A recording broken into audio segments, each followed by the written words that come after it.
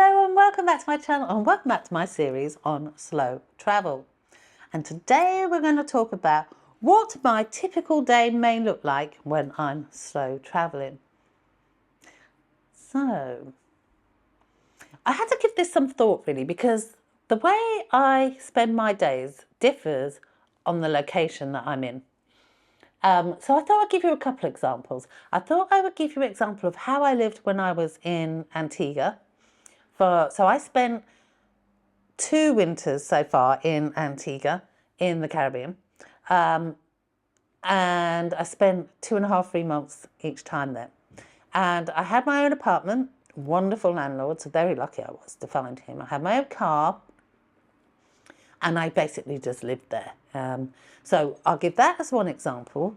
And then I'll give you the example of how I lived when I was in Kuala Lumpur for 3 months, because I actually lived quite differently. And I don't know why I do it quite differently, but I'm a routine person after a bit. You know, I get into my routine, and I had a very different routine in both places. So I was really struggling to sort of come up with one ideal day. So I thought I would do 2 for you.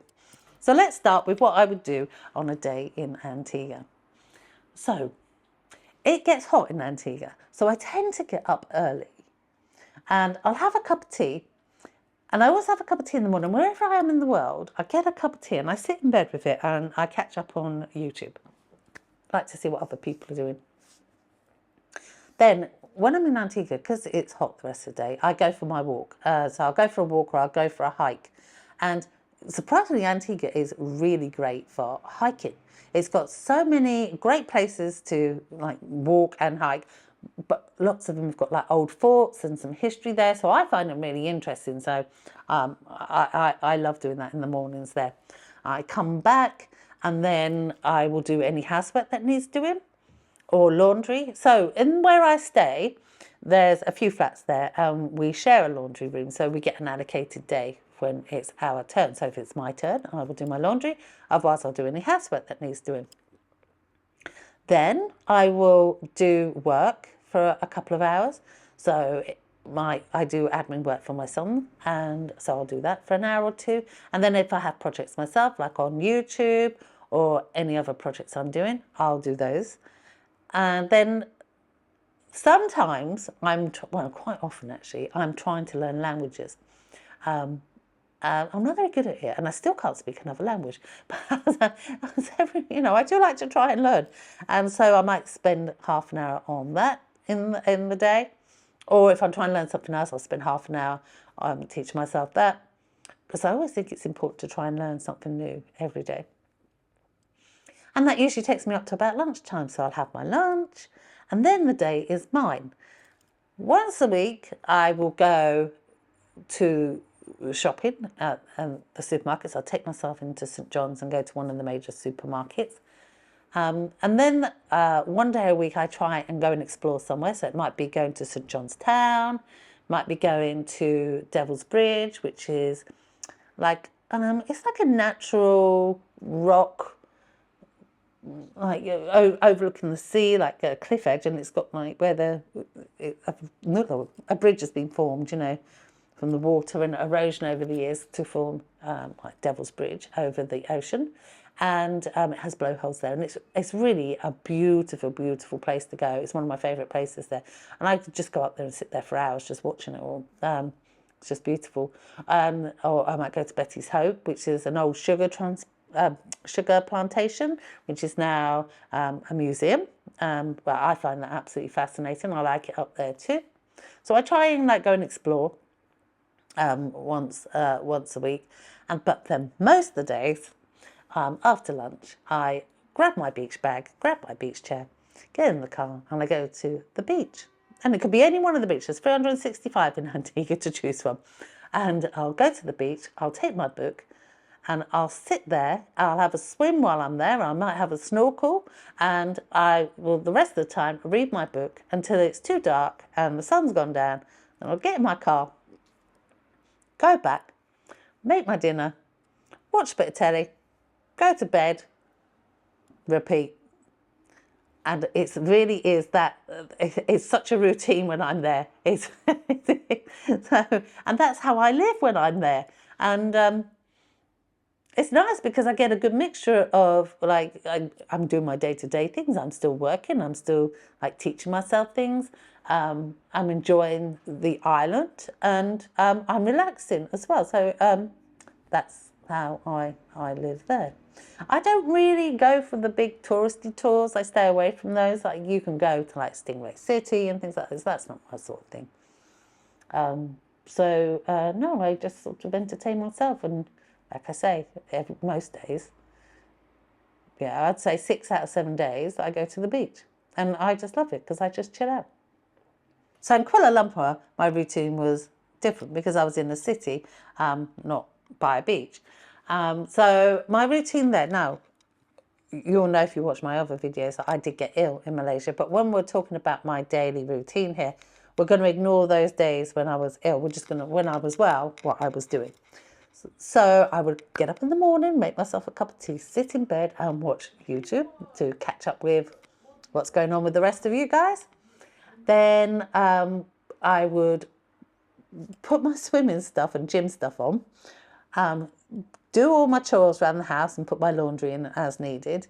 And then I'd go to the pool. Now, the reason I went down to the pool and the gym in the mornings was in the afternoons, they were often closed because they were cleaning, or it was busy. So I preferred to go in the morning when it was quiet. So I'd go to the gym, then I would go for a swim, and then I would sit on the side of the pool reading my book for an hour or so, drying it off so that they didn't tell me off for dripping all over the lobby. But it was also because I enjoyed reading by the pool. After that, I'd go shower, get dressed, and then I would do some work. So 1 to 2 hours of any admin work I needed to do for my son, or anything I was doing for myself, any of my projects or something. I must confess, I didn't learn any languages while I was in KL, because I did more reading at the pool. So yeah, I ran out of time.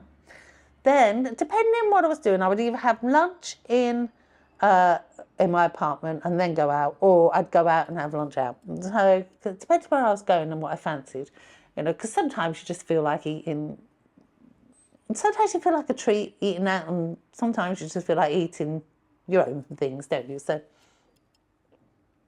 and then my afternoons were kind of free to go and explore.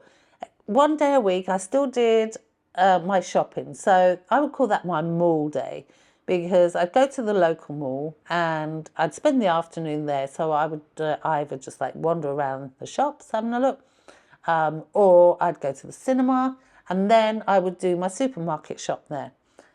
And that would be that day. So that would get that done.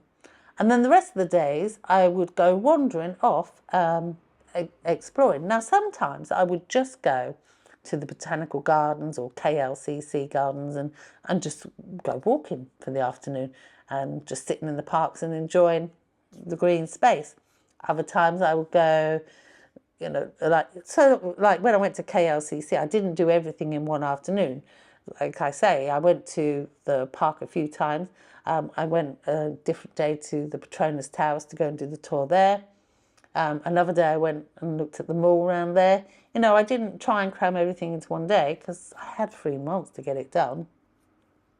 Went to Chinatown a few times, the Dhaka Square. A lot of times I would go down to the River of Life and just have a coffee there, and then, well, not coffee because I don't drink coffee, but I'd have a drink there, usually a very cold iced tea because it's hot in Malaysia. And then, after I'd sort of enjoyed that atmosphere, I'd just go for a walk along the river.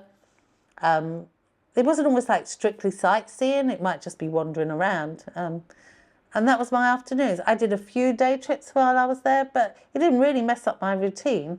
It was just like the odd full day out. So as you can see, wherever I go, I quickly get myself into a kind of routine, like I do at home.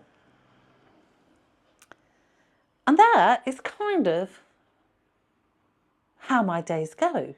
And I like it because I feel like I'm living. I guess I know I'm away, but I don't always feel like it's necessarily holiday. I do feel more like I'm living. I'm still enjoying, I'm still exploring. And it's not that much different to what I do in the UK because, I have pretty much the same routine here as I do there. I, get everything done in the mornings that I need to do, and I like to spend my afternoons walking or exploring. And I like that. I like the fact that I can take that routine and fit it into other countries. So it's less hectic. It makes me feel more comfortable. Yeah. Anyway, just in case you ever wondered, in a nutshell, my day-to-day life when I'm slow travelling is pretty much the same as it is in the UK and the same in every country. I'm living. I hope that's helpful. Anyway, next week will be our final episode in here. We're going to talk about the expenses of slow travel, and is it expensive or cheaper? Can you save money? That'll be our final episode and our final little chat in this series. I hope you're enjoying the series and you're getting some benefit out of it. Of course, if you are, please like and subscribe, and I will see you all next week. Ciao.